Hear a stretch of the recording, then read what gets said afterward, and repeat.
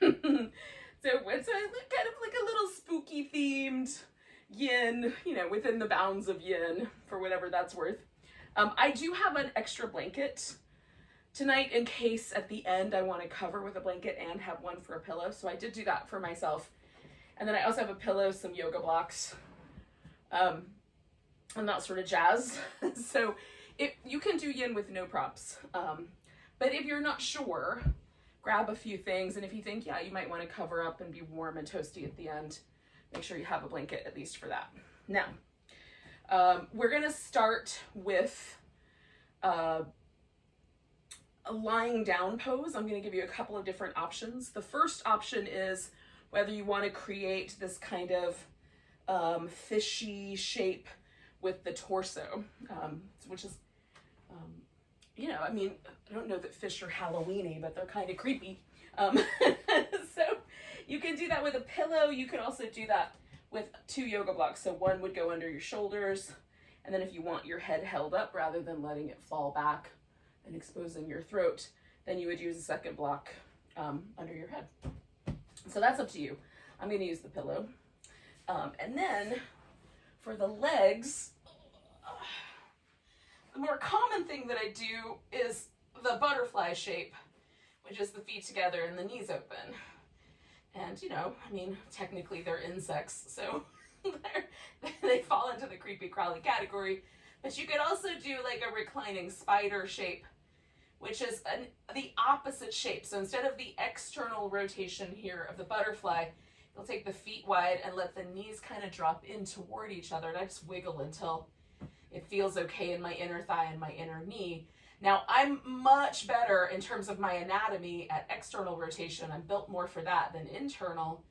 But the internal rotation is interesting, and it gives me a little different awareness of how my hips are and my legs. So I'm going to go for this little reclining spider pose, which that one's definitely creepier sounding.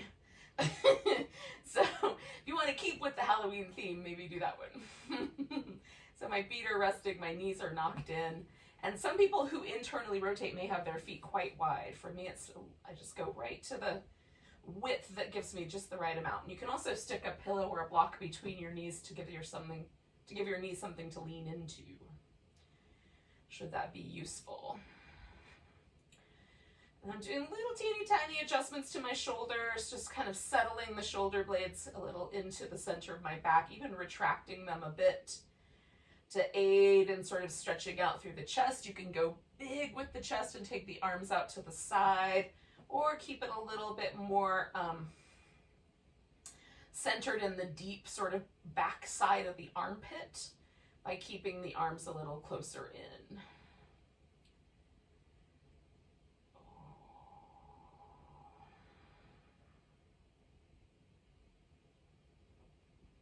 And then we settle. And as always with yin, we get into a shape, fiddle with it for a little bit, and then relax into it. And sometimes the shape is spicy at the beginning and it sort of gently softens, in which case you can sort of fiddle with the pose again later. I'll give you a halfway mark. And you can add on a little bit. You might also find that the pose starts out feeling really nice, and it gets spicier or uncomfortable, in which case you might opt for lessening the amount of intensity. We're going to kind of surf this edge, and how much intensity the edge is up to you. Over the many, like almost 2 decades now that I've been practicing yin, I have learned to be very gentle with it, and partially because I do it more frequently. If you're an only once in a blue moon practitioner of yin, you might get away with being a little edgier, right? We're just encouraging the muscle to relax, the nervous system to relax, while we kind of maintain that slight edge.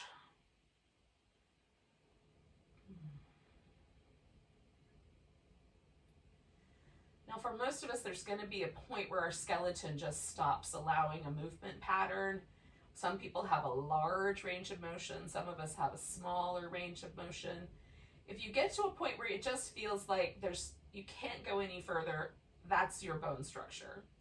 So just give in at that point and relax and breathe. If you've got that sensation of stretch, that might be muscle or the surrounding tissue.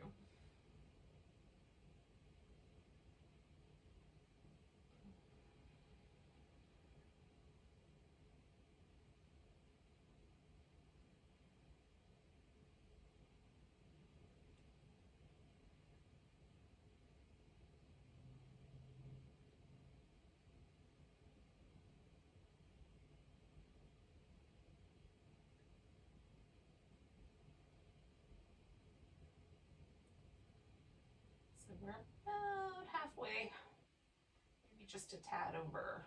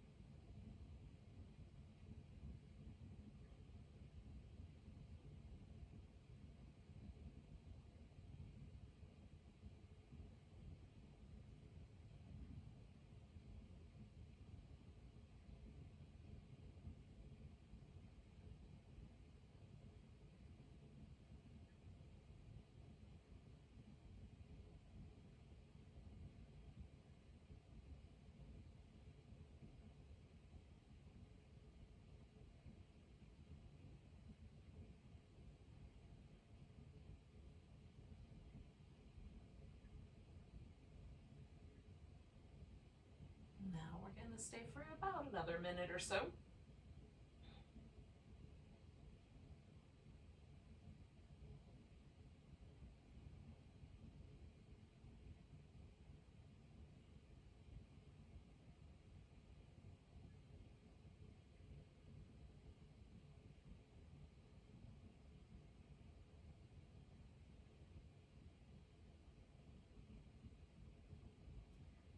I'm doing intentionally deep breaths, but not in a way that creates any sort of strain. That's a nice sort of conscious breath. How's that?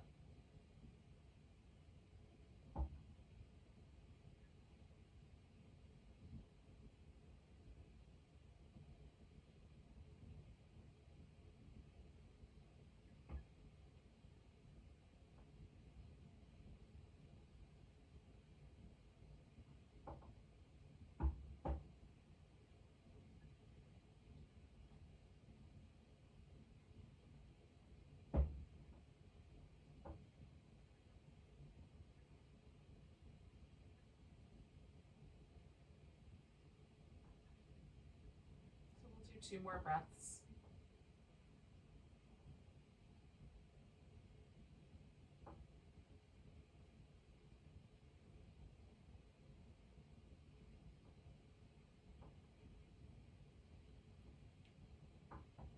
My next breath finds me, I'm gonna undo the legs. So I'm bringing mine back out and then straightening them out. And if you did the butterfly, you might bring yours in and straighten them out. And then for a moment, I'm just gonna pause right there. Now, I have a pillow under my back, so I do have one more step to do, but I'm gonna get to that in a second. If you don't have anything under your back, then you're there. You just hang out, because that's where we're gonna start the next pose, is just lying down.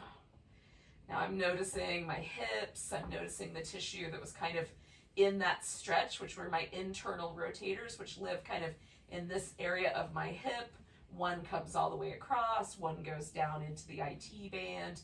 So I'm just feeling that area, kind of noticing any sensations there. And what I learned from that, I'm also noticing how my inner knee responded to that pose, because the internal rotation for me, because it's not my most natural movement, definitely creates some interesting stress points. Now we're gonna do a crescent moon shape. So you start stretching out when you're ready, and then we're gonna just curve into a crescent. Now, again, range of motion is important here. And some of us will find that we get like a pinchy, sometimes even tingly or burning kind of nervy sensation on the curled inside if we go too far. So choose the right amount of crescentiness so that you've got one side sort of stretching out all along that line, but not creating any trouble for this curled up side. You can take the leg on the outside, cross it over at the ankle, or even, bend this inside leg into like a little number 4 almost, and kind of place it behind your knee. Sometimes I like that one better. And then there might be a little extra edginess along the IT band because of that. And at the shoulders, you can have the elbows bent, the arms out to the sides, the arms all the way overhead. So you can adjust the arms so that the shoulders are happy. And generally, we're still laying on our back of the skull, both shoulder blades touching the ground, both hip bones touching the ground, and then the length of the muscle down the spine. The spine itself may or may not actually touch the ground, depending on how you're built. But the length of the spine that's willing to touch the ground, given the fact that there might be curves that lift off the floor. All right. So we'll hang out here for a bit, about 3 minutes. Just fiddling with my options here to find the just right ones.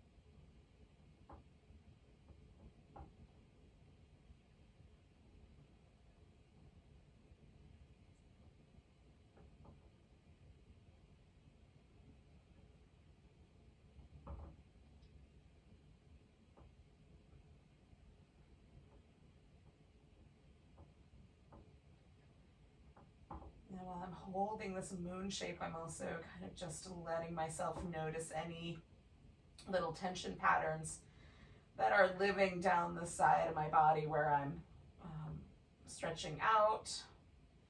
Are there any little, like there's a slight little bit of, I can feel the connective tissue right at the rim of my pelvis right there. And it's not uncomfortable, it's just interesting.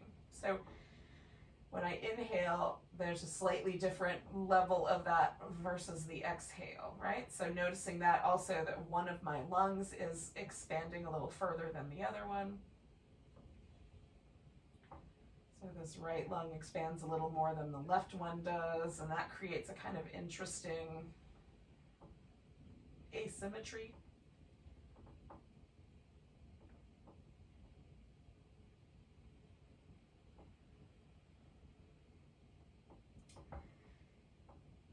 And also kind of trying to shift any mindset that we might have around wanting the body to be symmetrical or judging the body for tight or sore places. Rather than do that and be kind of a bully, can we accept that this is the current situation, the current reality?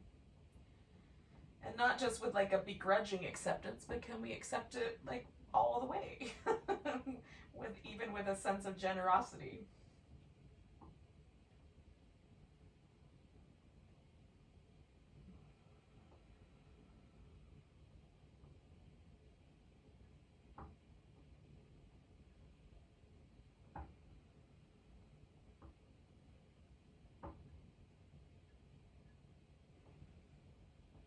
All right, yogis, we're going to take 2 more breaths.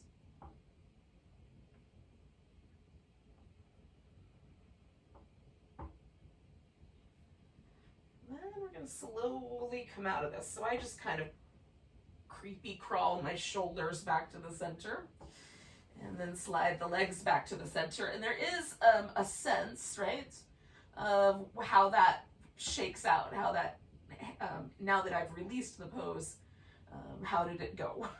So there's a different sense, so that it feels like my left side is a little longer than my right side. There's a kind of interesting sense that I have that my low back is different on one side versus the other. I would swear to you that the right side of my low back is actually arching higher than the left. I doubt it is. If I were to get in there and measure it, it's more likely just that the sensation of the muscle coming out of that stretch and relaxing feels softer, a little closer to the ground. But, you know, I'm willing to try out. The notion that that might be actually different, not just feel different. Alrighty. Now I'm not quite ready to do the other side. I'm going to give myself about like another 3 or 4 breaths, and then I'm going to stretch out and do the other side. But when you're ready, do. Go ahead and go into your other side. I always have a sense of when like the fluid body around my spine sort of settles itself, and that's when I do the opposite. Okay, so just kind of crawling my shoulders over, finding the right amount of crescentness on this side.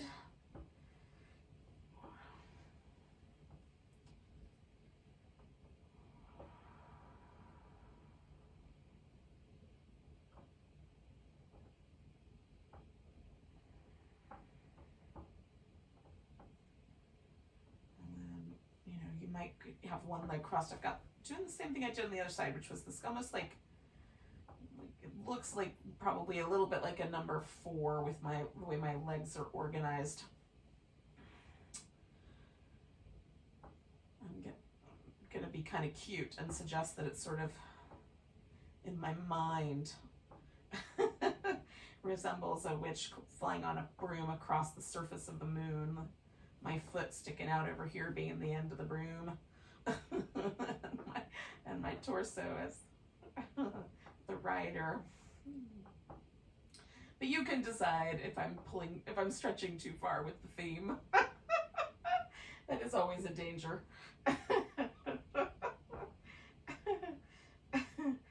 Oh goodness. I do like to be a little extra.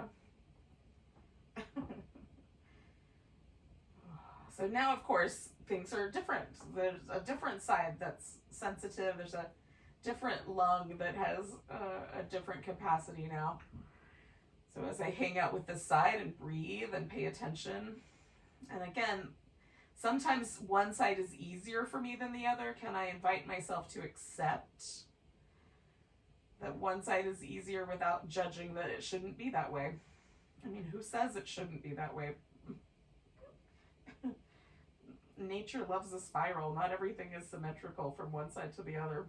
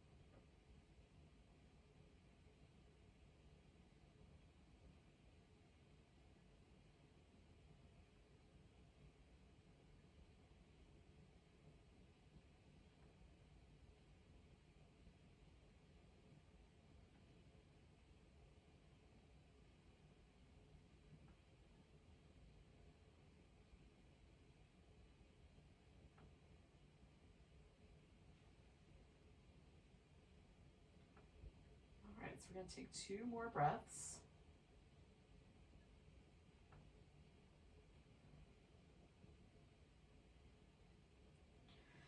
And then just work our way out. And again, I might take a moment just to make a note of how things landed. There might be a greater sense of symmetry. There may not be yet, if ever. And then some movement. Now, essentially what we're going to do is flip upside down onto the belly. So maybe that's flipping right side up. You decide. I'm going to move myself back over here onto my mat a little bit better. Okay. Now, we're going to hold the Sphinx in a moment, but first, once you're here, you can place your hands however you like. I like mine, sort of a little bit on the high side to start with. I'm just going to roll my shoulders 3 or 4 times in one direction and then the other. I'm going to slide them back and do it again.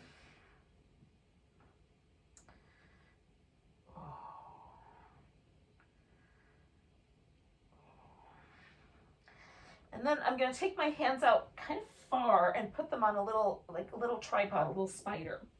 And sometimes I like the arms way back, sometimes a little bit closer up. So you have to kind of experiment. But we're just going to kind of snake around. We're going to look over one shoulder and then over the other. And some people may want to lift a little higher or a little lower, depending on how your low back goes for this. Oh.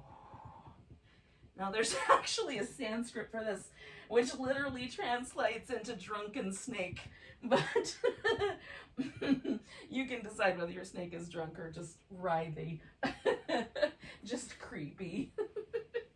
But I do love that there's a drunken snake pose. That makes me very happy. All right, so once here, we're going to take ourselves to the Sphinx pose. We'll get a little Egyptian mummy up in here. I don't know if there's actually a mummy in the Sphinx or not, but in any case, we'll hang out with this guy for about 3 minutes. You can do a crocodile instead. That's also pretty creepy crawly. So you come down, let your chin or your forehead rest on your crossed arms. If you want to be seal, you can prop up on your hands and kind of vary it as we hang out here.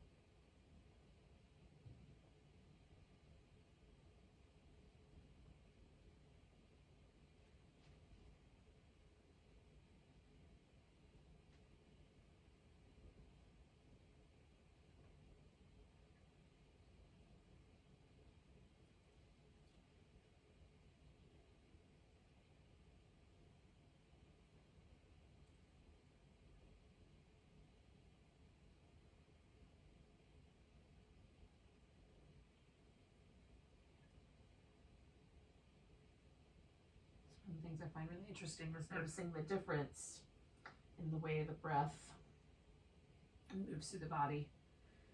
If I'm propped up on my elbows or laying on my belly compared to laying on my back. Like my rib cage does not move a lot, but the air sort of finds places in my low back or side waist to kind of find some room to make.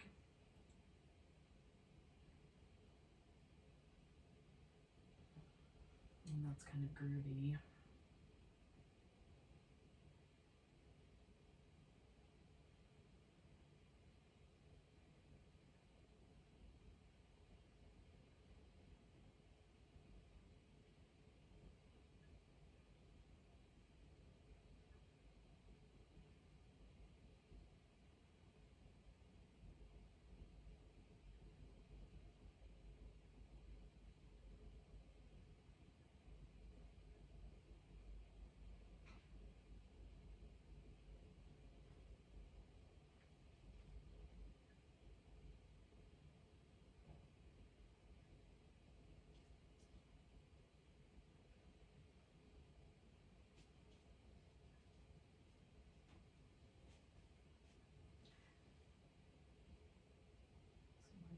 Just about done here.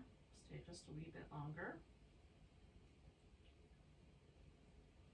Now, if you're done, you can certainly lower down, do some work with your legs. Otherwise, we're going to take 2 more breaths.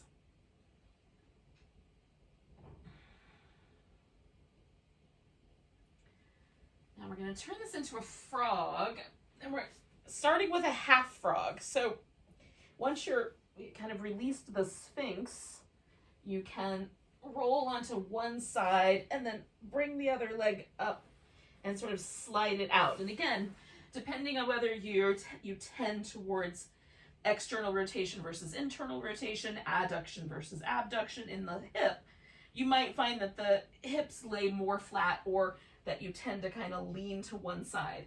Whatever is, right? So if you need to lean to one side, lean to one side. Now, I like to have, rather than propping up on my elbows, again, I like to have a little pillow so that it's sort of like on the way to the crocodile, but also a little propped up. And you can just lay all the way down, put your forehead on your crossed arms or your chin, whatever you prefer. Or you can even prop up on your hands a little higher for this pose. If you like, you can reach back and grab hold of the opposite foot. Oh. For tonight, I'm just going to let that leg relax.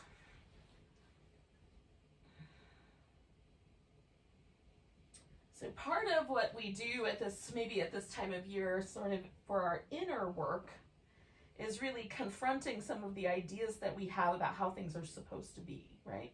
I'm supposed to be symmetrical. I'm supposed to be able to do the shape this certain way. So when we're confronting those kinds of ideas, we're doing a little bit of that sort of work of an adult, which is to challenge the notions that we've been given. Now, this is doing it in a relatively threat-free, the low stakes kind of way, like whether my hip will open into a certain pose or not isn't that big a deal. But if I do this work here and begin to challenge these ideas, the notion is that I can start to challenge other ideas or even, be a little uncomfortable in confronting myself a little bit on things that I may have absorbed from the culture that I'm growing up in that aren't real or aren't true, right? So this is deep work I've been doing for many years and probably will continue for the rest of my life. But this is where we kind of start with that, which is confronting notions that we have about how the body is supposed to be. And so I invite you to that for tonight. Give yourself permission to challenge these ideas that you have. You might wind up liking the idea and keeping it, but challenge it and see, like if you turn it upside down, what happens? Anytime I do a pose or I have an experience in yoga and I think, oh, I don't like that, I then immediately turn that around and try to figure out, okay, well, what is it that I don't like, right? What if I embrace it and for at least a little while and see what happens? And that's a way of sort of confronting my inclinations, right? To see if they're really something I want to hold on to or let go of. We get so much weird stuff from the culture, popular like television, magazines, books, all kinds of movies, all sorts of stuff we've exposed ourselves to have given us weird ideas about what things are supposed to be like. We're going to stay for one more minute here, friends.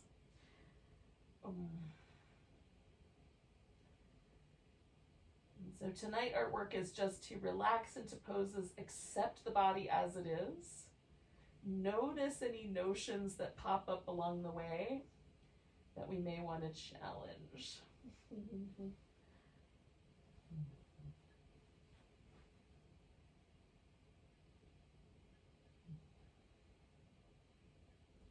we'll take 2 more breaths here.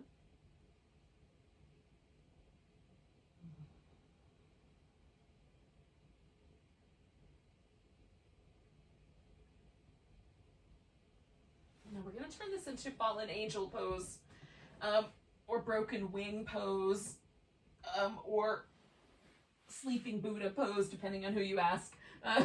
So this is my left leg, that's going over the back. So I'm going to take my right arm and stick it out to the side. And then I'm going to bring my left leg all the way up and over and place that on the floor for a moment while I adjust my right shoulder. So I am taking my shoulder blade as low as I can, depressing it is what that means, like bringing it down, and also sort of adjusting my arm bone so there's no numbness or tingling in my fingers. I'm going to give myself a little head support.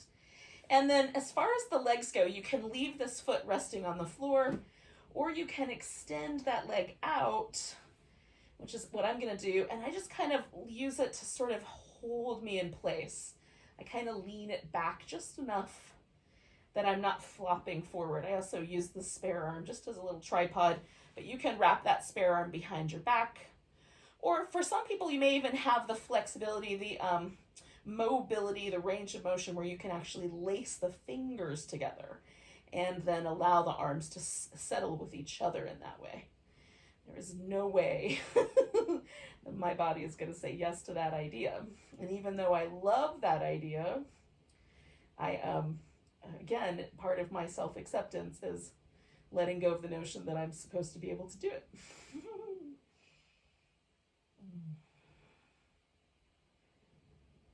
But part of your self-acceptance might be, say, like leveraging that opportunity, right? Because you can.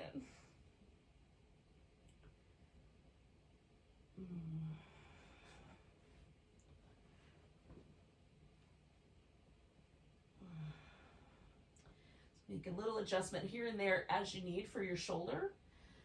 For me, this is a kind of a stretch across the top of my shoulder, the front little portion.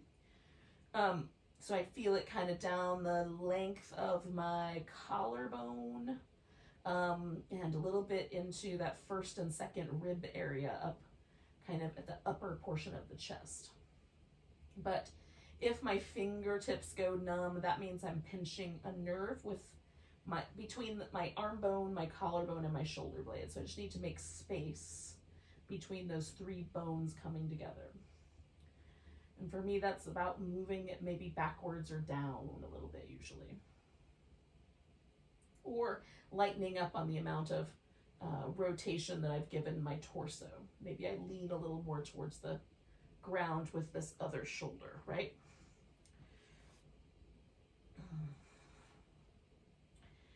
Now we're going to stay with this guy for another minute or so, just slightly over a minute.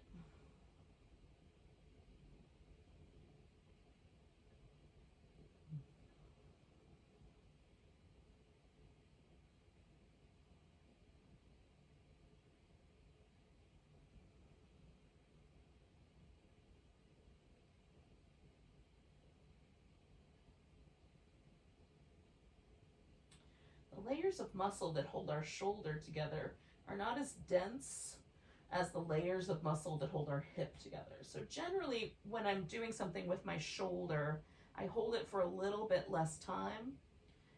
And when I'm doing something that is with my hip, I hold it for a little bit longer so I can kind of work my way into the deeper tissue of the hip. There's layers of muscle, 7, 8 layers of muscle that build up the hip and the thigh compared to just a couple of layers of muscle, 2 to 3, depending on the area, that build up the shoulder joint, right?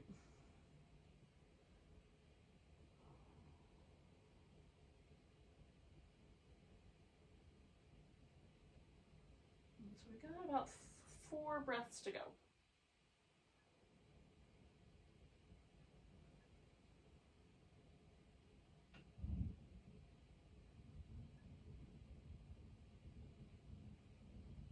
Wrong, 3. One more. All right, we're coming out of there by rolling onto the belly. And then you can do a little bit of movement with that shoulder. If you are a fan of those little cobras, those little swirly cobras, you can come back to those drunken cobras.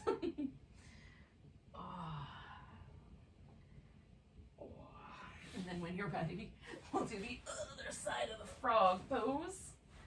And again, sort of adjust based on how your hip works with this shape.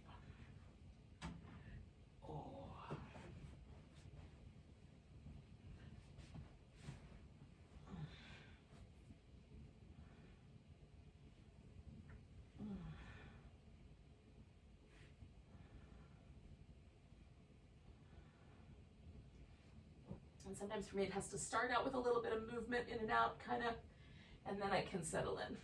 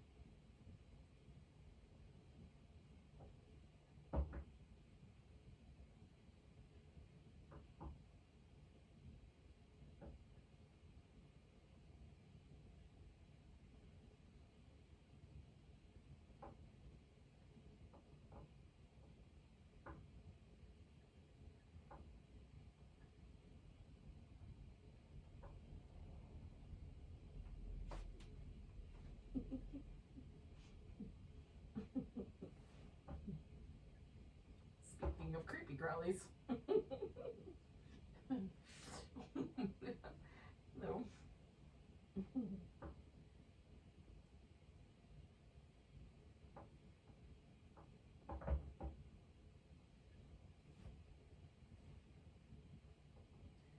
Here's your story.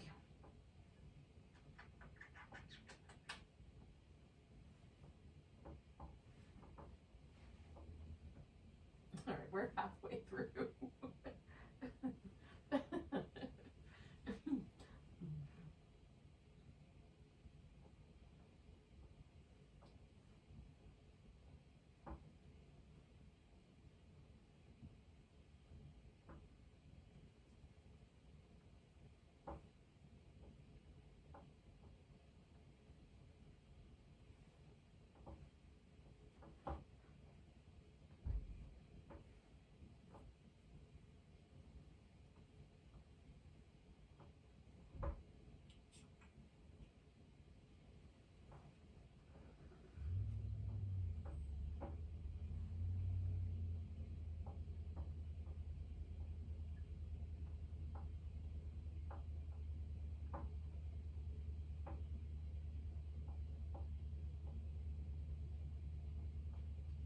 Got 1 minute left here, friends, or maybe this is the point where you come out, give yourself a little moment to just lie still before we do the other side of this side.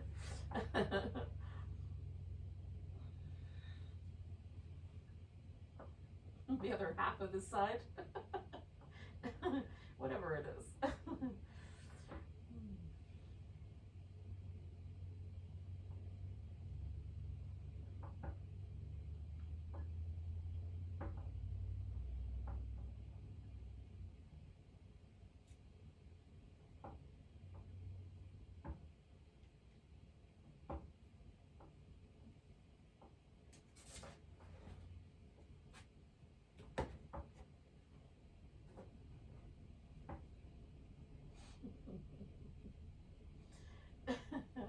We're gonna do a couple more breaths.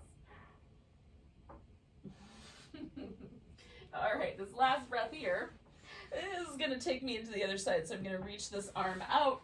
I'm gonna flip myself upside down here, over onto my side, whatever that is. Adjust my shoulder, and then add some head support. So again, whoop. This might be slightly different depending on whether you want your foot to rest on the floor or you just want to extend that leg out. You might have your elbow bent, you might have your arm all the way straight.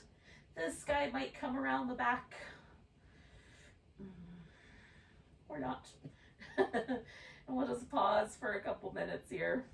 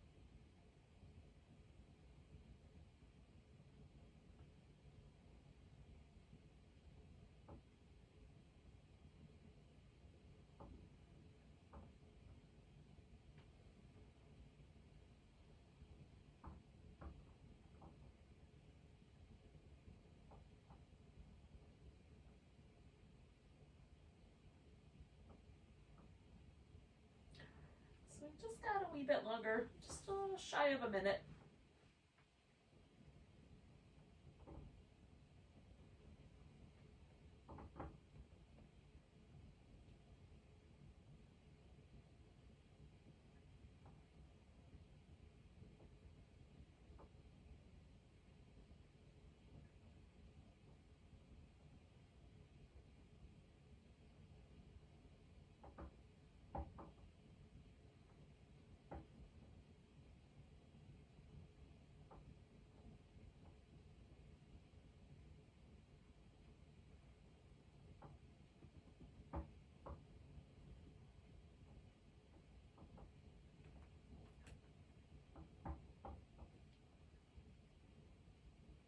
We'll take 2 more breaths.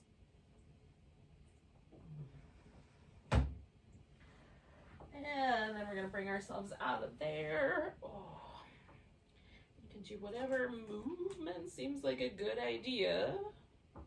Oh.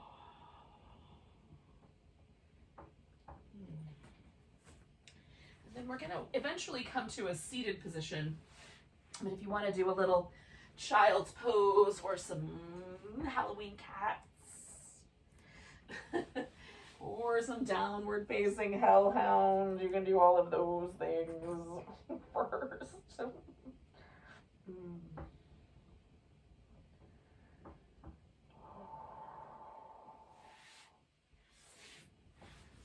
Oh,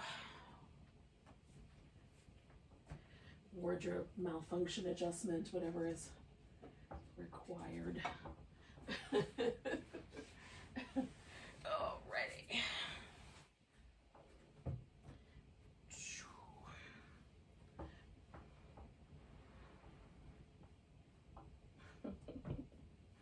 So we are going to eventually bring ourselves to a dragonfly. Now, the thing about the dragonfly shape is that it there are, probably about half of the people on the planet. When the legs go out like this, the pelvis leans backwards instead of sitting upright or leaning forward. So, a couple of options. The first option is just bring the legs in a little closer. That may not put as much backward pressure on the pelvis. Second option is to elevate the hips. You sit up on a pillow or a folded blanket to create a little bit of elevation.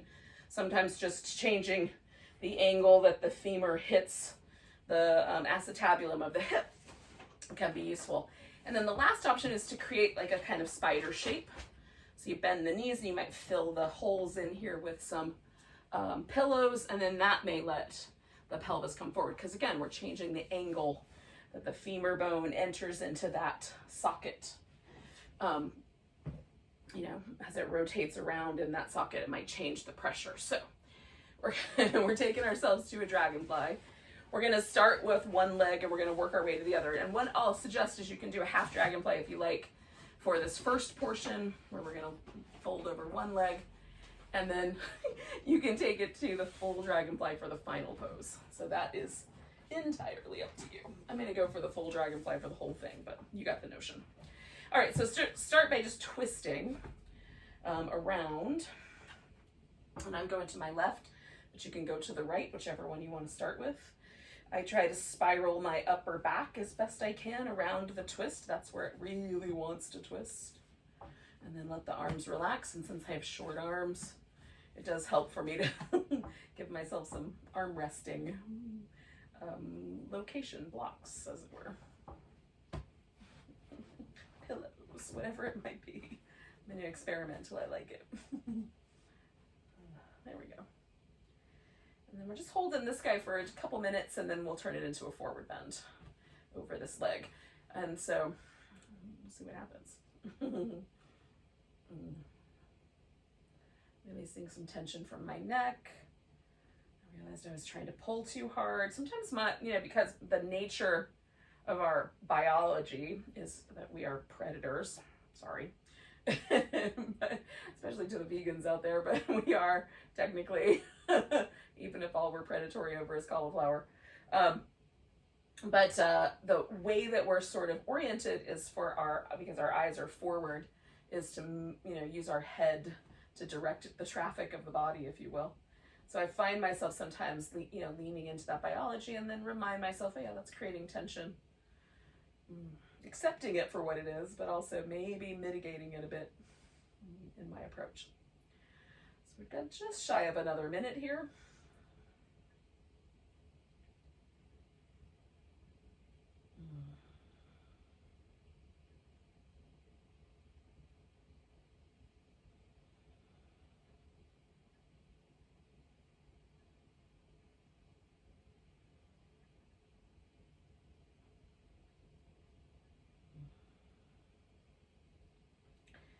Now, my torso is directed fairly nicely kind of over this leg. If yours spun around a little further, we're going to take a couple more breaths, but if it did, you can come back a little bit. I'm just going to fold when it's time. So we're going to take one more breath. And then with that exhale, folding over that leg. Now, because I have both legs straight, for me, this is kind of a song about the hamstrings on this side and a lot of inner thigh sensation on the other side. So that may or may not be the way you want it to roll, but if you do, then try it out and see if that's true for you as well. Because I opted for the spider shape at the top of the practice, I didn't get that inner thigh from the butterfly, so maybe you did and you want to change it up a little bit.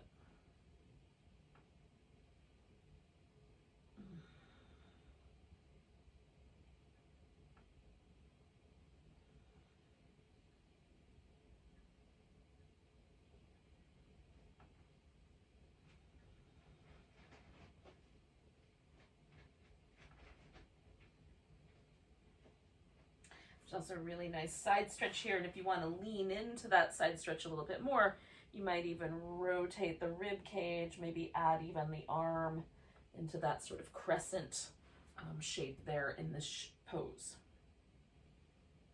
We're going to stay for a couple more minutes.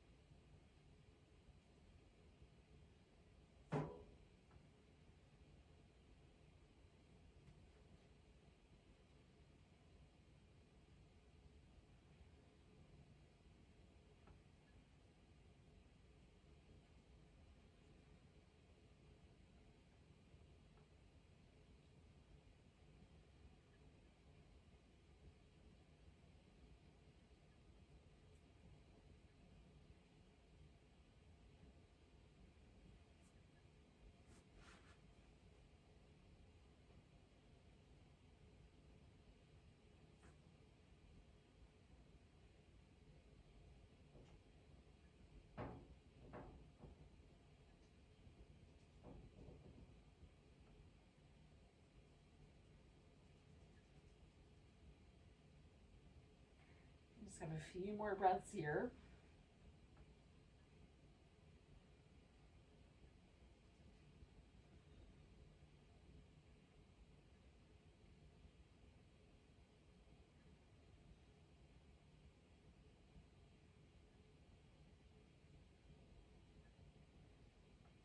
I'm going to take a big breath. Hold that in and come all the way up. Now, you can adjust the legs, move them around, especially if this is a difficult shape for your anatomy. I'm going to just lean back just a little bit, give myself just a little... I like this shape, but sometimes it's nice to release just a little bit through those straight knees.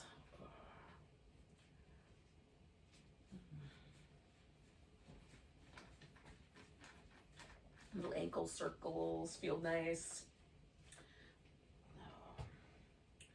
I like how the little ripply, even just little ripply movements from the fingers or the toes, you can feel kind of, move up the whole body. Okay, so we're gonna do the same thing but on the other leg. So if you want, you can switch which leg was bent if you were doing the half dragonfly. And if you're doing this full dragonfly with the twist, then just come around. See what happens. And again, I'm kind of trying to feel that upper portion of my back, maybe into the twist just a notch more without dragging my hips around or too much of my low back into the game. And without adding too much tension.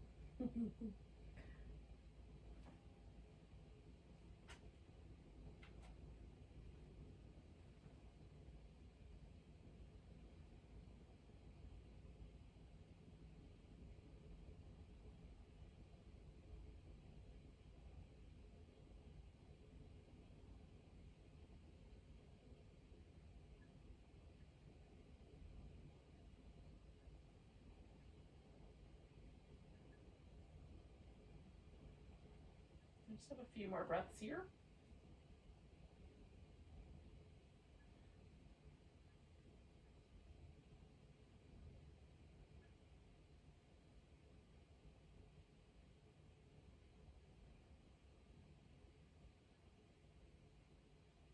Next we'll take a nice big inhale.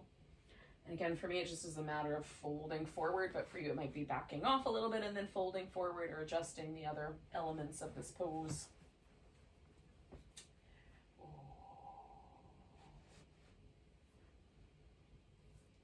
And we'll hang out with this guy for a few minutes.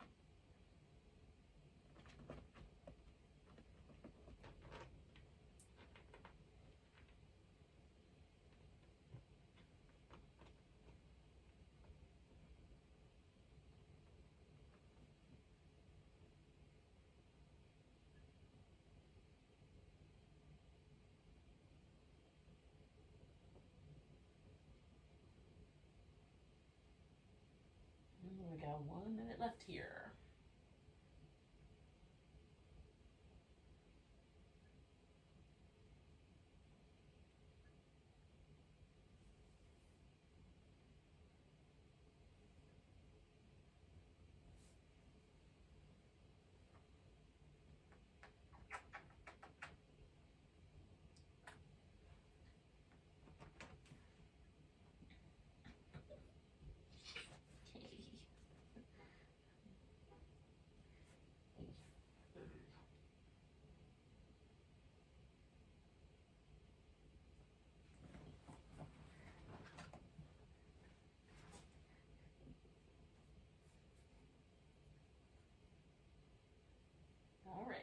we're going to take a nice big breath. And we'll come all the way up. Oh, wow. So again, you may just take a moment. Now, one other option for the both legs wide apart is you can do this with your legs going up the wall and your back resting on the floor, or even up on a couch or something like that. So that is an alternative for this last part. It wouldn't have been an alternative for those other two parts, but it is for the last bit. So if you like, you can just fold down the center, but if you want to do this on your back, you can definitely do it that way. All right. So I'm just gonna adjust for a moment, kind of organize my support here, and fold. Now you can let your back round, or you can keep your spine more aligned with whatever angle your pelvis will take, depending on how it feels in your low back. Now I like the roundedness of the back in this kind of a soft, relaxed approach. It feels really nice to me, but if it feels not nice to you, definitely listen to that before you listen to what I've got to say.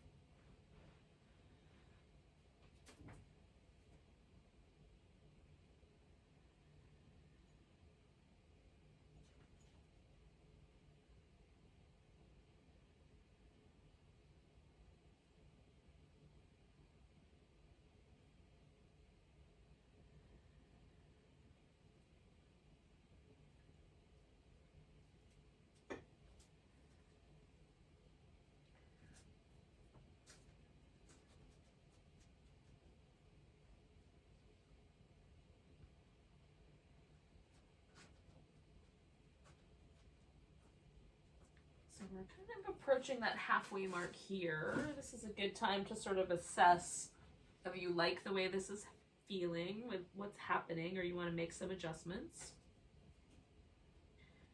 Again, we're trying to kind of relax. See if you can let the feet relax. If it feels better to have the toes pointing in a particular direction, or a little more energy in your legs, that's also fine. The more yin approach is more relaxed, but you know, you could add a little bit of that little yang circle to your yin paisley if you like.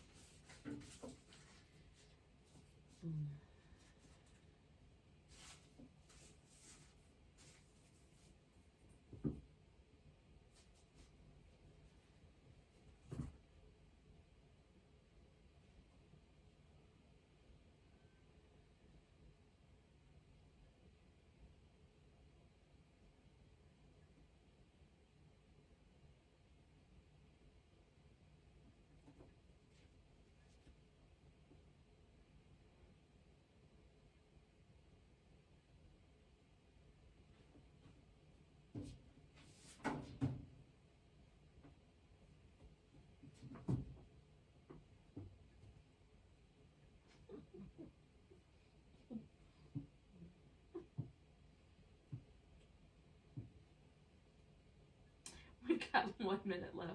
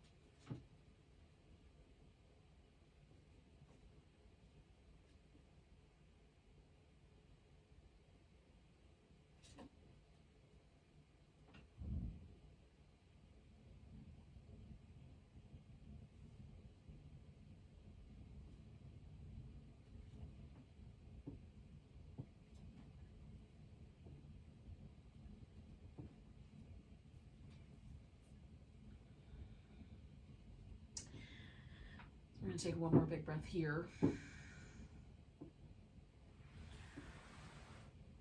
After filling up with air, we're going to come back, lean back, bend the knees. If you're up the wall or up on the couch, just bring your legs together first. And then we'll kind of pick them up and swing them around to the middle. Now, we are going to end this with a kind of snaky twist. So I always use a pillow and sometimes even a blanket for my snaky twist. So if you want to have those things handy, you can do that as well. I'm just going to take my blanket and kind of roll it loosely into almost like a sleeping bag-ish sized roll. It'll fit really nicely right in the small of my back like that. Okay, now, if you're already were doing legs on the couch, you might be just about ready for this. But if you were doing a forward bend, lying down on the floor might not feel initially exactly right because your back is in a different shape. So a little kind of dead bug rock and roll here might feel nice before you do this kind of twisty. Now you can really wrap your legs around each other like an eagle pose kind of shape. Or I just swing one leg over the other and then take them over to the side. And again, for me, having a pillow there under my shin on the bottom gives like a little place for this guy to kind of wrap around a little bit more, and it keeps my shoulders more level. Now, I'm going to take this little rolled up blanket and tuck it right into my lower back. And then I can lean into it, which feels delicious. And then you could cover with a full, blanket also. At your house, I'm gonna keep it not covered for the time being so that it's easy to see what I'm up to. But at the very end, I'm gonna use the blanket. So I'm a fan of having a little extra support there. So we'll stay for a couple minutes on this side, and then we'll do the other. So we've done a few twists tonight. We've done little side bending. Hopefully your skeleton feels like we've done all kinds of shapes. We've done back bend shapes and forward bend shapes. Yoga for your skeleton.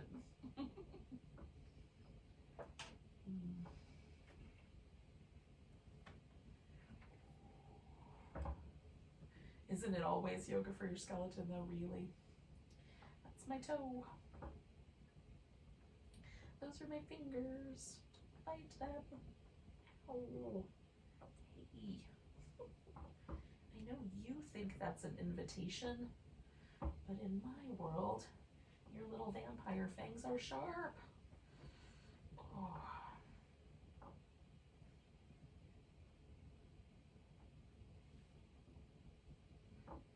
I don't know why she's on a tear tonight, but she is. must be the approaching Halloween, getting her extra vampireness on.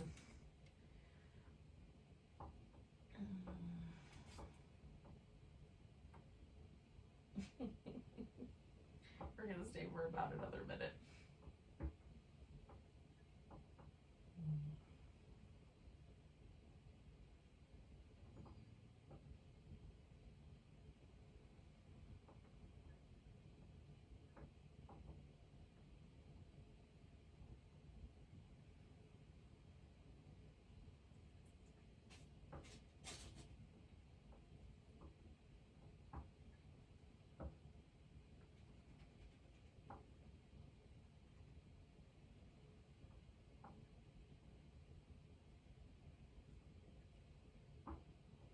going to take 2 more breaths.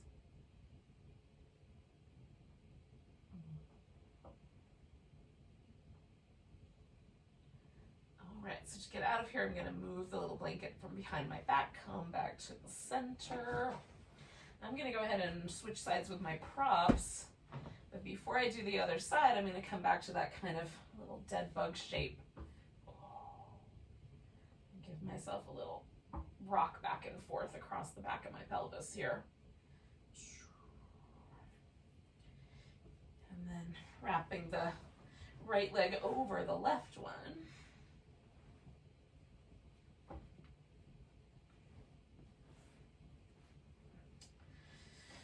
Tucking the blanket in. And then finding myself settled into the other side. You want to take a little longer, you can. I'm not rushing you.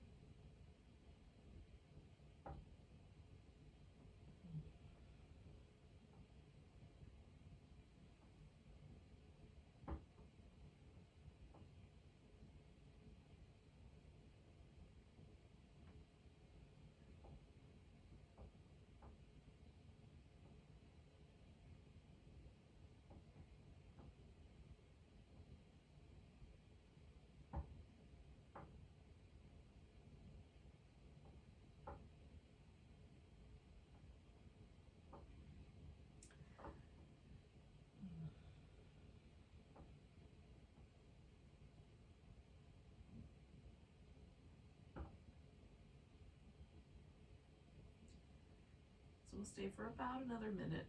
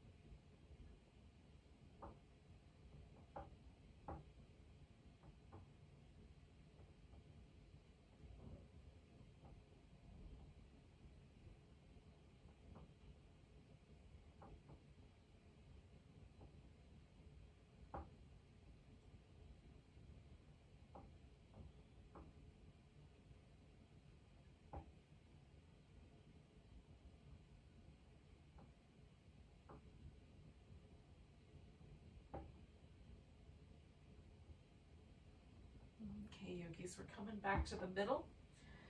So when your exhale finds you, come on back. And the last pose is, of course, corpse pose, perhaps the creepiest of all. And you can make your corpse comfortable with some additional pillows and blankets. I put a pillow under my legs, a blanket under my head, and then I'm gonna cover with this big floofy blanket.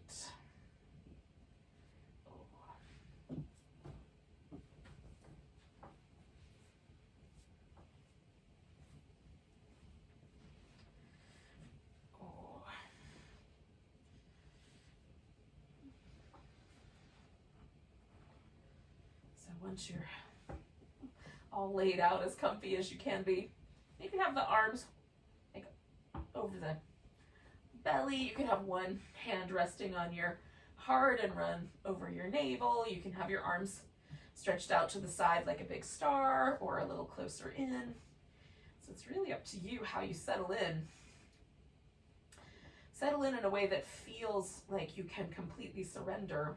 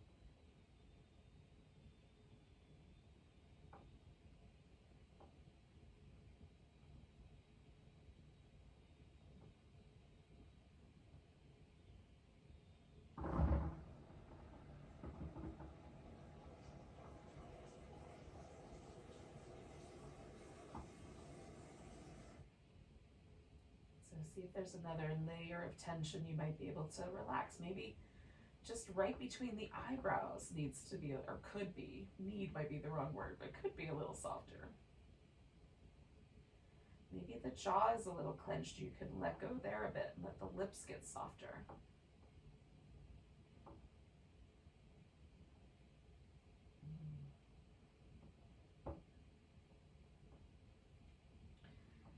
Staying long enough to let some of these layers peel off a little more easily.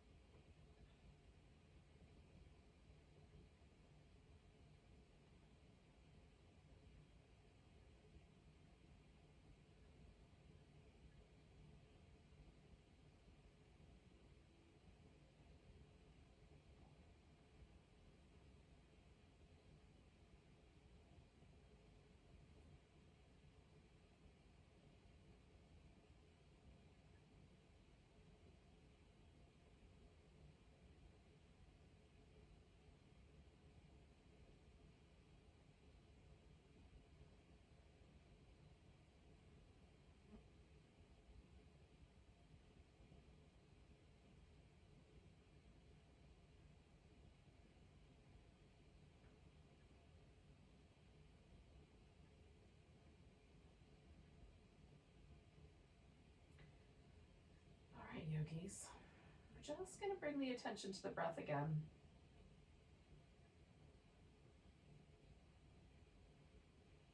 Just notice that sweet sort of inhale, exhale cycle.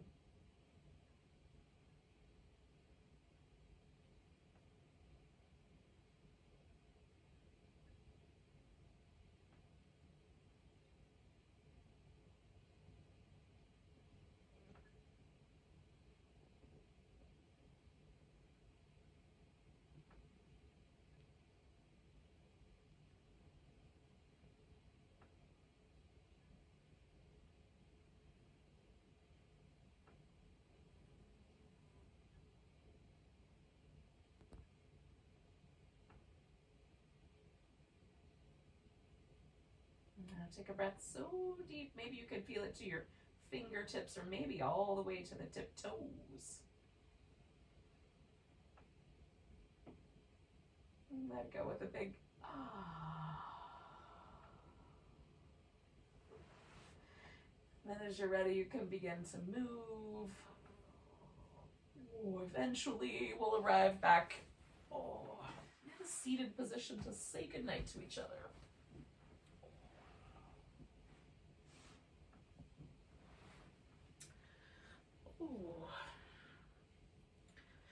Thanks for joining me from your space in my space for some spooky yin. Hopefully it was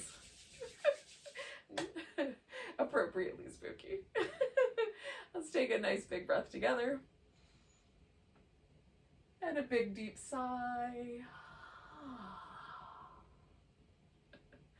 May you get many, many treats and only a few tricks. Namaste, yogis.